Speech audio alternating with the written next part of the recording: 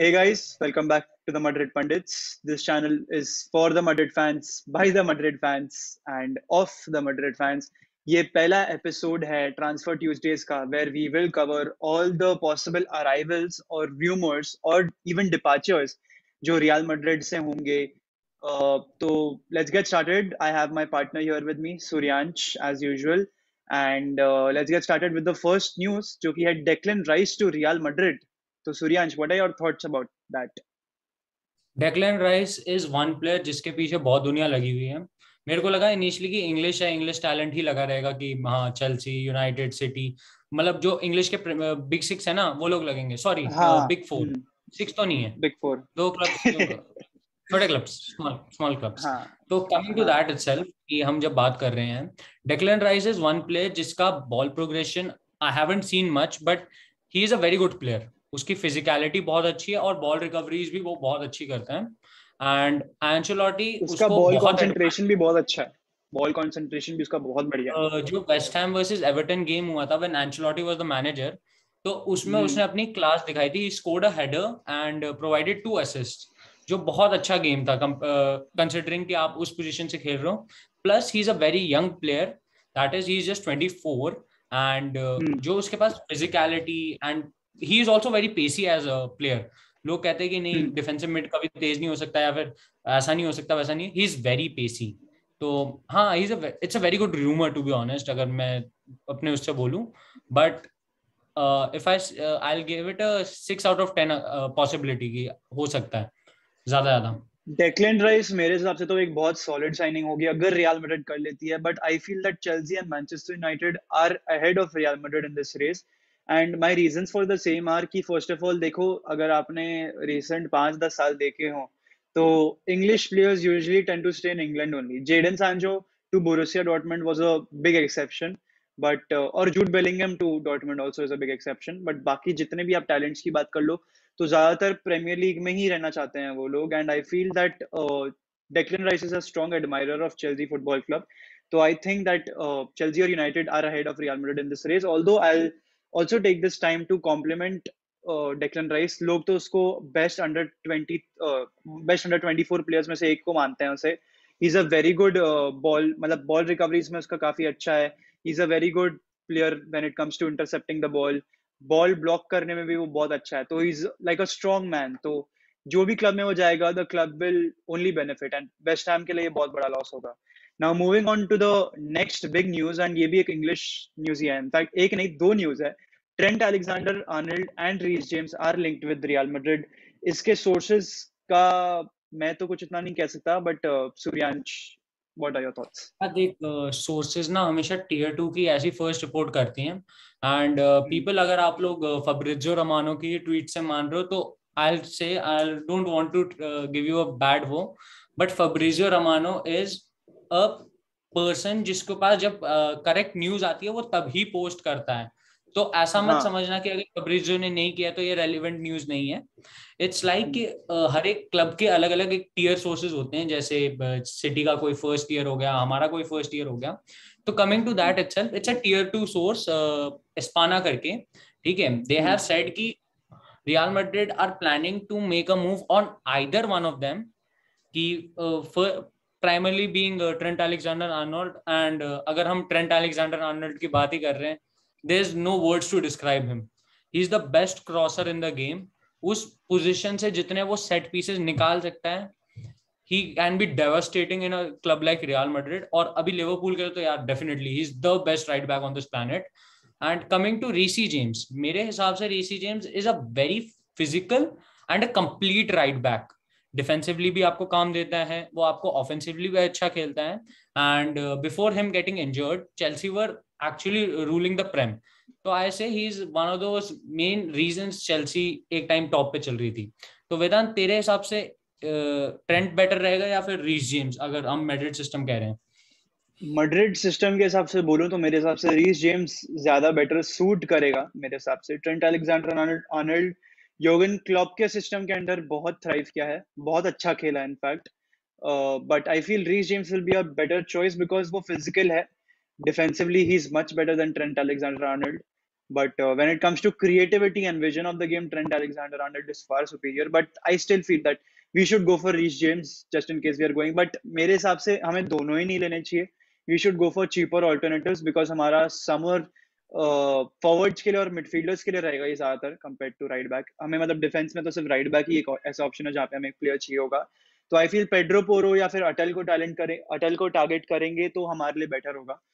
तो that is us covering Trent Alexander Arnold and Reece James का rumours. Now moving on to forwards, Serge Gnabry is linked with Real Madrid. Suryansh, your और thoughts? ये वाला बहुत relevant वाला है, it's a tier 1 source. अब अगर टियर 1 सोर्स है कि Serge Gnabry is planning a move, तो इट मीन्स समथिंग. तो Serge Gnabry, as you all know, उसने प्रूव किया था कि Bayern is the best club in London. And of course we know कि 7-2 हारी थी स्पर्स इनसे. कि इनिशियली सन ने गोल मार के वो स्पाइडरमैन बन रहा था, इसने बैटमैन मार के 2 चांटे मारे और सन को औकात दिखा दी. तो coming to that itself, Serge Gnabry scored 4 goals in that game, and he was one of the major reasons in 2020 why Bayern dominated and won the sextuple, which means how important this player is. And aging just 26, and the amount of creativity and the pace he has, भाई साहब, what a signing it can be. और most probably अच्छा, ये 22 सूर्यांश 23 में आ सकता है. सूर्यांश, मैं ना एक तरह से क्वेश्चन पूछूंगा, उसका एक वर्ड में जवाब दे, ठीक है? सर्ज नैबरी कौन सी पोजीशन पे खेलता है? Right back, right wing, sorry, right wing, right wing, right. और अब रियल मैं उसका मैड्रिड को और रियल मैड्रिड को प्रॉब्लम कहाँ आ रही है? Right wing.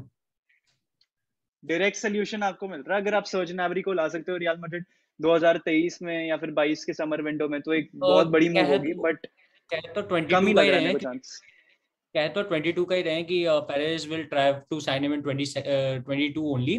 क्योंकि 23 में इशू ये है कि अगर वो फ्री एजेंट होता है then he has the control की वो. But I guess when it comes to Real Madrid, we are the biggest club on this planet.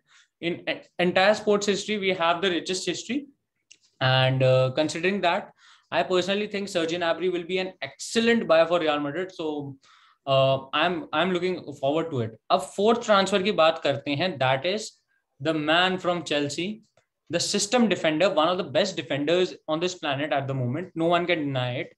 It's Antonio Rudiger, और Tony Rudiger जो Chelsea fans बोलते हैं उसे. So Vedant, thoughts on Antonio Rudiger? Antonio Rudiger का अभी तो फिलहाल कुछ कॉन्ट्रैक्ट नेगोशिएशंस की इशू आ रही है चेल्सी के साथ. That's why it's highly rumoured that some other club will go for him and he will ultimately end up leaving Chelsea. Chelsea की बैकलाइन की ही बात करें तो फिर उनके मल्टीपल एग्जिट्स होने वाले हैं when it comes to defenders. तो there is a big issue for them.